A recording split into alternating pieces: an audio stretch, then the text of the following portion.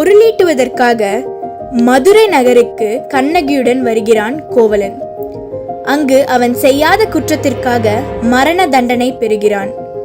ஆராயாமல் தீர்ப்பளித்ததாக அரசன் மீது குற்றம் சாட்டும் கண்ணகி தன் காற்சிலம்பை கொண்டு தன் கணவன் கள்வன் அல்லன் என்பதை உணர்த்துகிறாள்.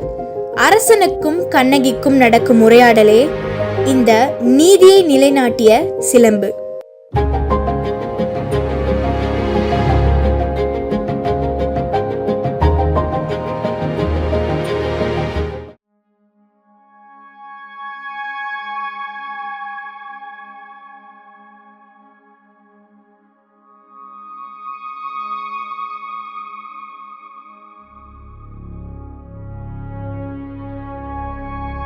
அரசே, அரசே, நம் அரண்மனை வாயிலின் முன் அழுத கண்களுடன் தலைவிரி கோலத்துடன் ஒரு பெண் வந்து நிற்கிறாள். அப்படியா? அந்த பெண்ணுக்கு என்ன துயரமோ கேட்டாயா? கேட்டேன் மன்னா. அதை பற்றி தங்களிடம்தான் கூற வேண்டும் என்று கூறுகிறாள். அவள் உங்களிடம் நீதி கேட்டு வந்திருப்பதாக கூறுகிறாள். நீதி கேட்டு வந்திருக்கிறாளா? சரி, அந்த பெண்ணை உள்ளே அனுப்பு.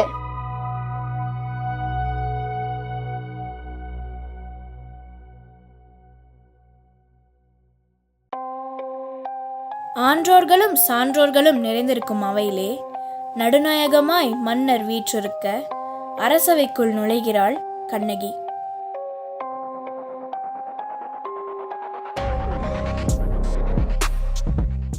இளங்குடி போன்ற பெண்ணே, அழுத கண்களுடன் எம்மை காண வந்ததன் காரணம் என்ன?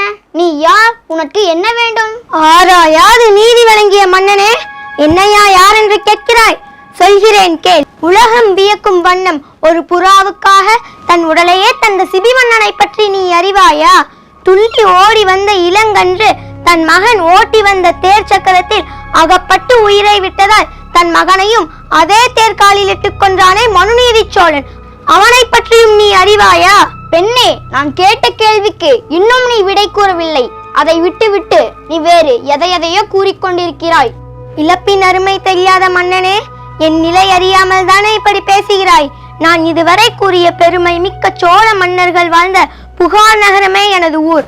அவ்வூரில் பழியில்லா சிறப்பினையுடைய புகழ் மிக்க மாசாத்துவான் மகனாகிய கோவலன் என்பானின் மனைவி நான்.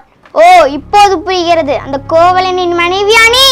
போதும் மன்னா, என் கணவனை இகழ்வதற்கு உனக்கு என்ன தகுதி இருக்கிறது? ஊழ்வினை பயனால் உன் ஊருக்கு வந்து என் கால் சிலம்பை விற்க வந்த என் கணவனை அநியாயமாக கொன்று விட்டாயே, நீ செய்தது தகுமா?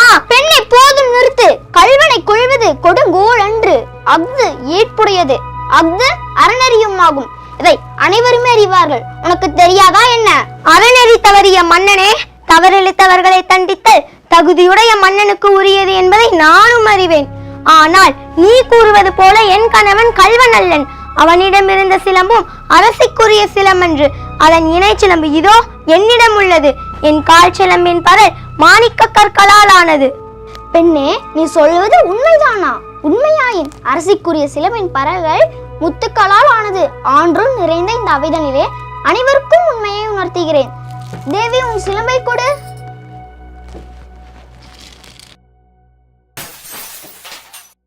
நன்றாக பார்ப்பேனே, எம் ஒளி வீசும் கொற்கை முத்துக்கள் இவை. பார்த்தேன் மன்னா, நன்றாக பார்த்தேன். என் கணவனிடமிருந்து பறித்த சிலம்பையும் உடைத்துப்பார். அதில் மாணிக்க பரல்கள் என் கணவனின் இரத்த துளிகள் போல் ஒளி வீசுவதை இந்த அவை கண்குளிர காணட்டும்.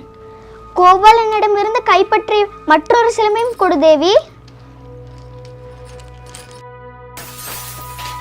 பார்.